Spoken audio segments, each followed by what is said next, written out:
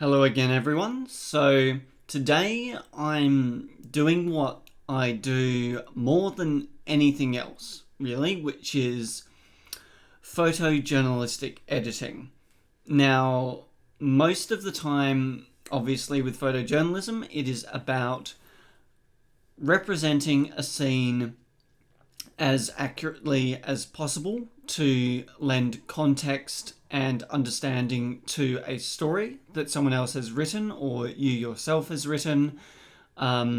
These photos are sometimes presented in photo essays where there is no accompanying article, but instead simply captions and a series of photos to tell a story. So what we're going to be doing today is what I usually call high fidelity editing.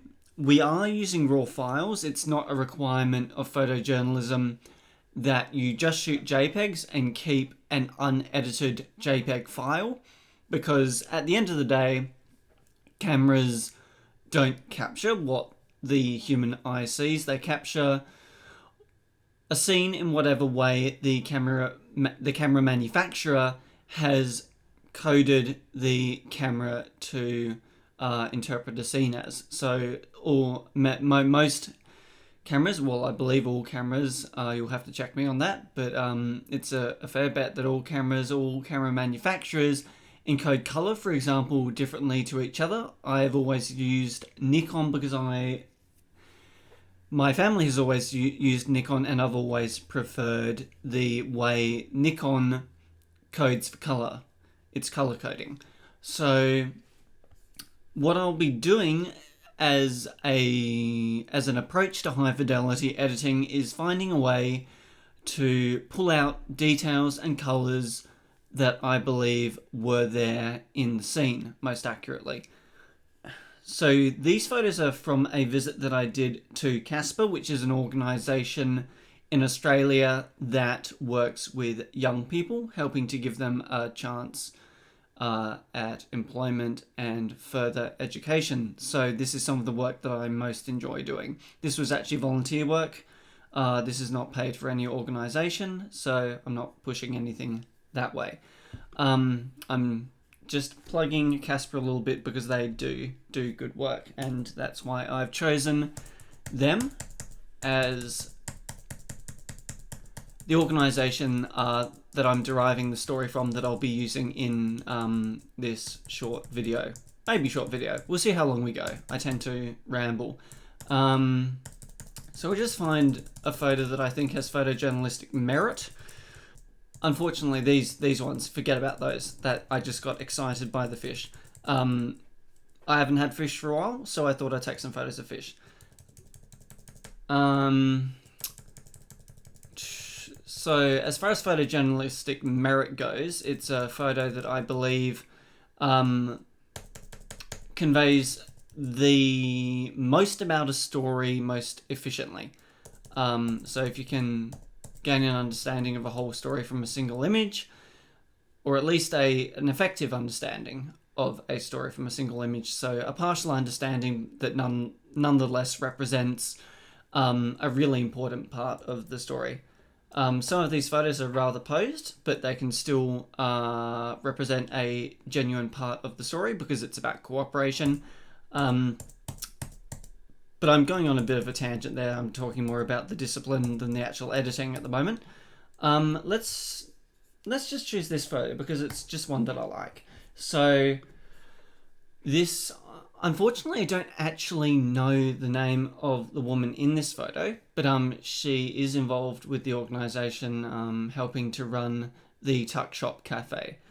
And I've chosen this photo because I like the light. I like the way that the highlights coming through the window are drawing attention to her face.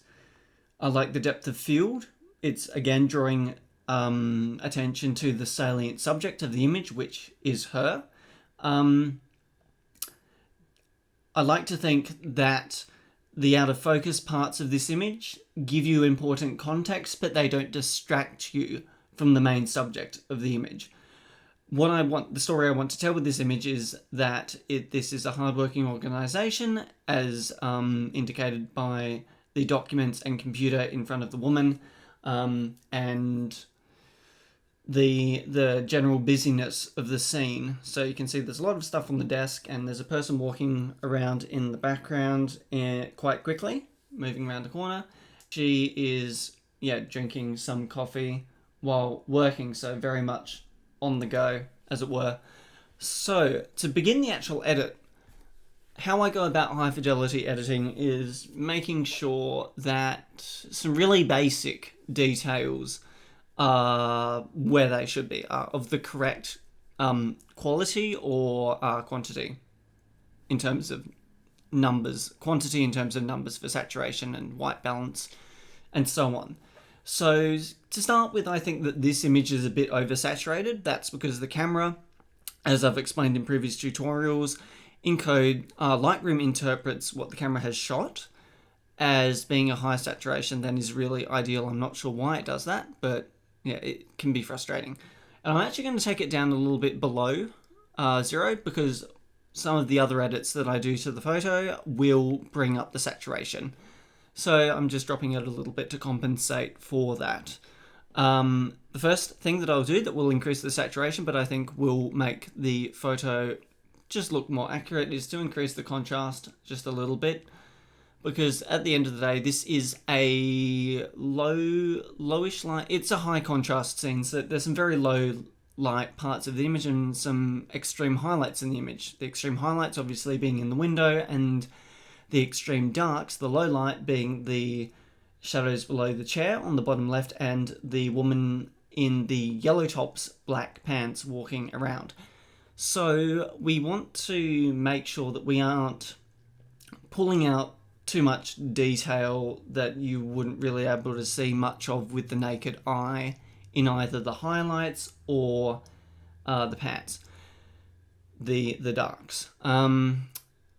I have to say, with my naked eye, I was able to see clearly out of the window despite how bright that was. So I'll pull down the highlights to start with to reveal the detail in that area out of the window. That'll flatten the image a bit so that when I pull the exposure up, just to even out the exposure a little bit, it'll remain even, and I can see a little bit more detail around the midtones, and I'll leave it at about there.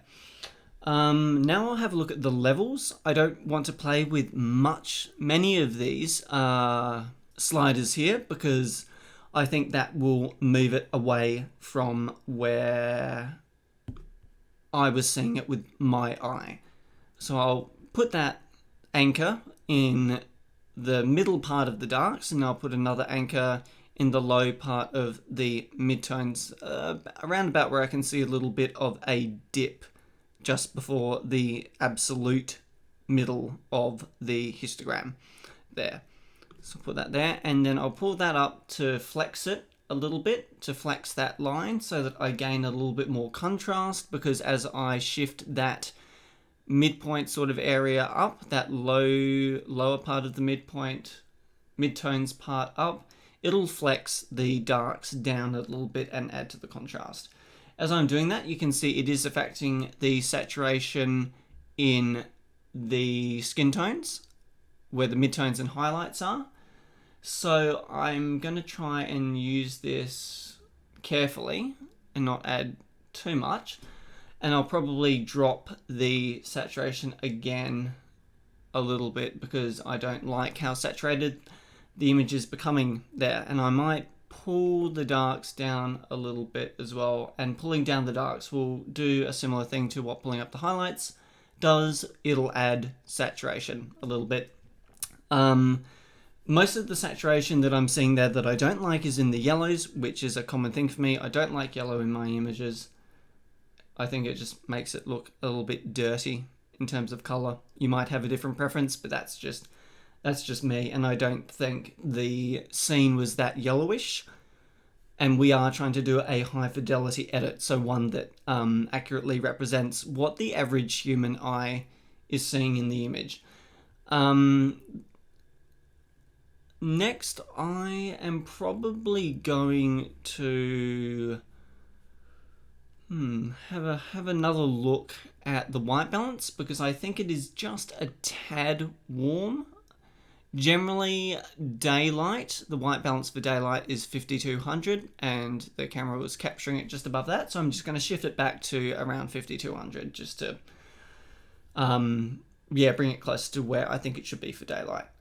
The haze, dehaze, might be able to use a little bit, but you've got to be careful with that, because while it will reveal some details from the areas that have haze, so around the highlights and so on, it will add saturation. And I don't think I'm actually going to use that, because I don't see anything positive happening using that in terms of bringing the image to where I want it to be, which is an accurate representation of the scene.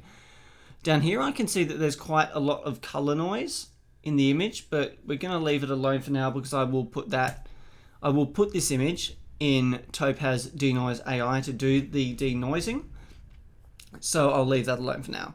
What I want to do for now is use these sliders, the calibration, because once you export it to Topaz or even to Photoshop, once you get it out of Lightroom, it deactivates these sliders, notably the shadows. These other sliders will work, the primaries for red, green and blue. However, the shadows, for some reason, I'm not actually sure why, but you won't be able to use this again to alter the image once it has been imported back into Lightroom from any of those other programs that you're using. So I'm going to play with that a little bit now, just to help warm up the image, because moving the shadows to the purple the purple/magenta end will help warm up that image. Again, looking at her face, we can see there is quite a lot of noise. There's quite a lot of noise on the in detail parts and quite a lot of noise on the out of detail parts. So having finished with the basic edits for that, to bring that to a white balance and level of contrast that I think accurately represents the scene, although I might actually just up the highlights just a tiny bit. Having done that, I will now put this into Topaz. So edit in Topaz Denoise AI.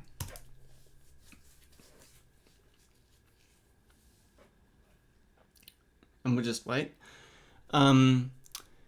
This is a low light scene, so I'll use the standard low light function in Topaz Denoise AI. This is in version 3.6.2. So the latest version as of May 2022. That's now been updated, and pulling the slider across, we can see that it really, really smooths out a lot of the scene.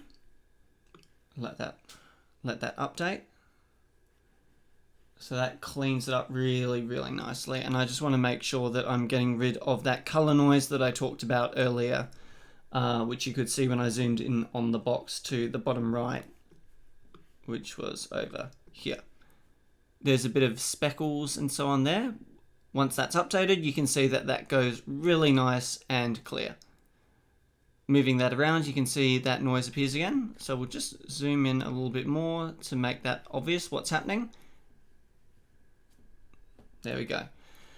So now I'm quite happy with the work that has done. I just double check some other parts of the image up in the top left corner, and I can see, yeah, that is being smoothed out quite nicely. So I'll apply that, and it'll automatically export it back into Lightroom, where I'll have a final check of the image just to make sure that there are no aberrations or anything like that, which would detract from the high fidelity nature of the image, which is the key feature behind the editing that makes it photojournalistic. So just looking at that, just having a quick look at it, I can't see any obvious problems with it. The only small thing I would change is the composition of it. So I'm just going to crop it in a little bit harder to there, because I don't like having that just a partial portion of the seat there at the bottom. I'll just crop that in, get rid of the darker bottom part of the image, but keep it low enough that I can see the edge of the mat on the desk there. Or maybe so that I can see the edge of the cup. that'll be close, but yeah, I just want to keep the same aspect ratio there. So yeah, I'm happy with that one, and I'll finish there and I'll export that into my collection. And so that's a quick run through of how I would usually edit an image to have photojournalistic qualities.